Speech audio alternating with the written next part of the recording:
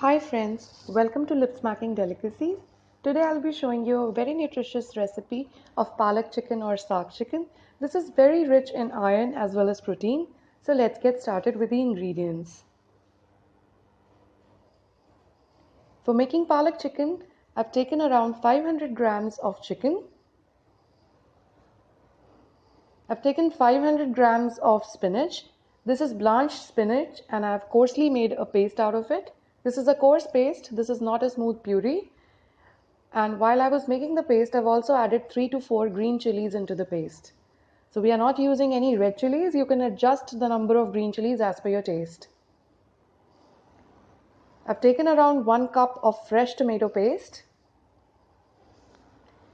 2 medium chopped onions,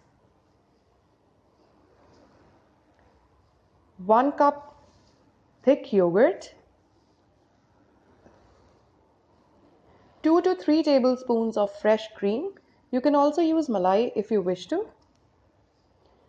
This is around 2 tablespoons of ginger and garlic. This is chopped ginger and garlic. We are not using any ginger garlic paste in this recipe.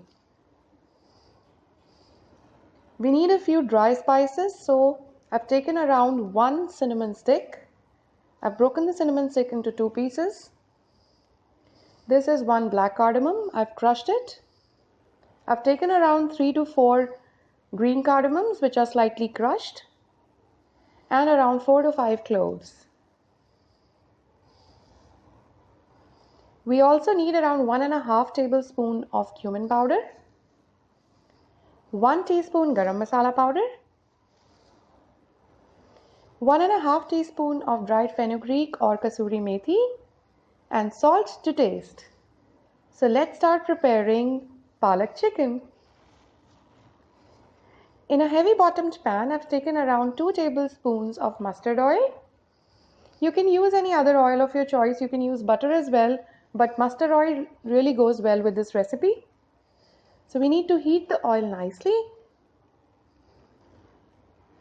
Once the oil is nice and heated, we'll add the dry spices to it.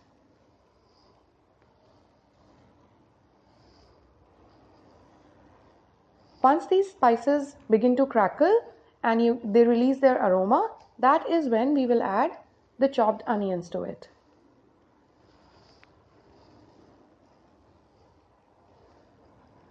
So now that these spices are done, we'll add the chopped onions.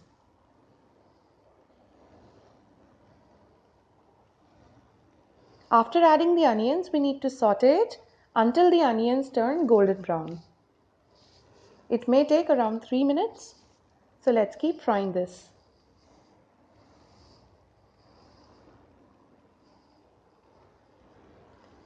As you can see now, the onions have turned golden brown, and this is the perfect time for us to add the chopped ginger and garlic to it.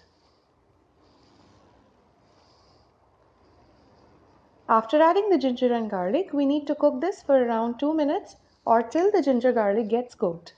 Please make sure it doesn't get burnt.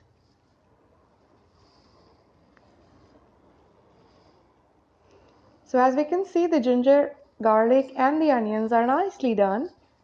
So now we need to add the chicken pieces to it.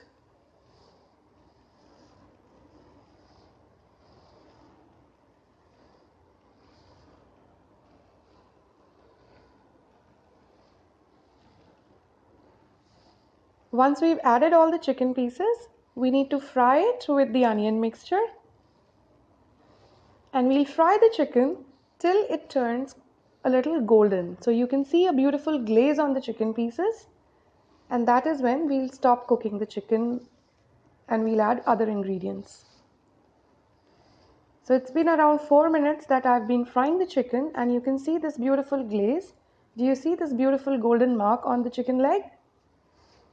That's the glaze we were looking for. So now it's the time for us to add the tomato paste. This is fresh tomato paste. Please do not use packaged tomato puree. It'll make the dish go extra sour. So try and use fresh tomatoes if they are available. After adding the tomato paste, we need to cook it for another 3 to 4 minutes or till the oil separates.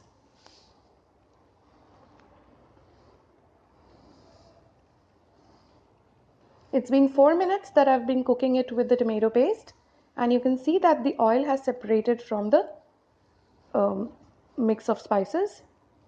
It's come on the surface. We'll add the cumin powder. We'll also add the Garam Masala powder.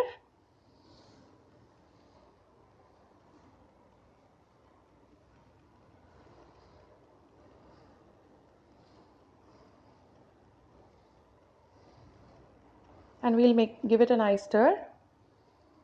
I can feel the beautiful aroma coming out from the spice mixture.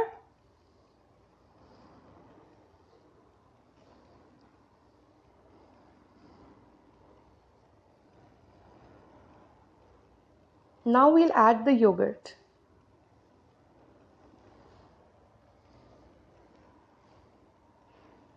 After adding the yogurt, we need to give it a nice mix, and we'll cover it and cook the chicken with the lid on.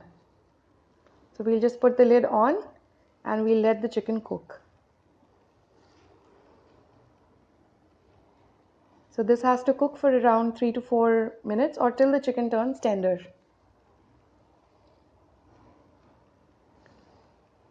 So we can see that the chicken is nice and cooked. It took around 5 minutes for me to reach this stage. The gas was on low flame and I kept stirring it occasionally. So the oil has separated and the chicken is nice and cooked. We need to ensure that the chicken is nice and cooked at this stage, because after adding the spinach we cannot cook it a lot. So now we'll add the spinach paste.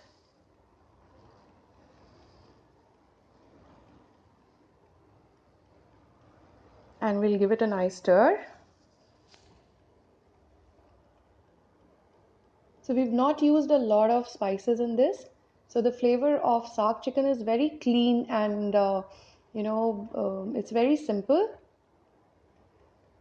It's very healthy as well, as it is not very spicy, and you have the chicken and everything in it. Now let's add the salt. Spinach anyway is a very, very healthy vegetable. So full of iron, full of proteins. So this has been cooking for around 3 to 4 minutes now, and you can see that the chicken is nicely cooked. The spinach is also nicely cooked. We can see the oil separating from the spinach. It was a very fresh spinach bunch that I used, so it took very little time to cook. Now I'm adding the fenugreek leaves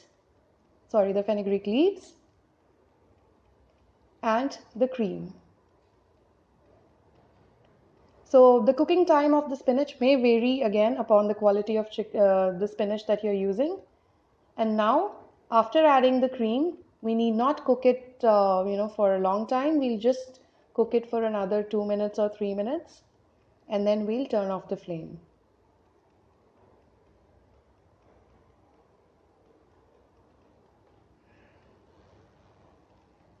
So it's been around 3 minutes that this has been cooking, and you can see that it's absolutely done.